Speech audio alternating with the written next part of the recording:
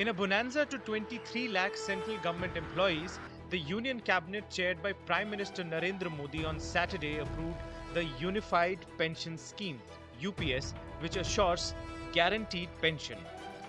Employees opting for UPS would be eligible for an assured pension of 50% of the average basic pay drawn over the last 12 months before the superannuation for a minimum qualifying service of 25 years. There would be no additional burden on employees opting for UPS. The employee's contribution would remain 10%, while the government contribution would go from 14% to 18.5%. The new scheme will be applicable from April 1 next year. वो one time option दे सकते हैं कि वो NPS में रहना चाहते हैं या यूपीएस में। मैं आपको कुछ बताऊं, यूपीएस के जो मुख्य 5 बिंदु हैं, एक तो ये कि 50% of the average basic pay drawn over the last 12 months prior to superannuation, वो उनको पेंशन के रूप में दी जाएगी। मिनिमम क्वालिफाइंग सर्विस 25 साल होनी है। यदि किसी की 10 साल भी है तो उसको प्रोपोर्शनेटली उस हिसाब से पेंशन मिलेगी। बट जिसने 10 साल की है तो मिनिमम पेंशन करीब 10,000 रुपये मिलेगी। Under the old pension scheme, retired government employees received 50% of their last drawn salary as monthly pensions.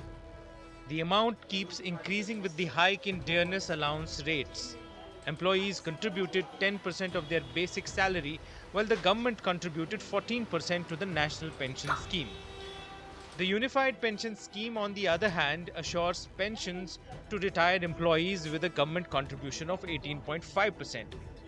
Dearness relief under the UPS will be based on the All India Consumer Price Index for industrial workers. So the difference between the old pension and the new pension scheme was that in the OPS, government employees got a fixed assured amount of pension, which was pegged to their last drawn salary. However, in the new pension scheme, employees contribute to the government, and when they retire, what they get is related to how the market is doing in the pension funds in which the government has invested their money. UPS, effective from April 1st, 2025, is estimated to put an additional burden of rupees 6,250 crores on the exchequer per year. The announcement came against the backdrop of several non-BJP states deciding to convert to the DA-linked old pension scheme, and employee organizations in some other states raising demands for the same.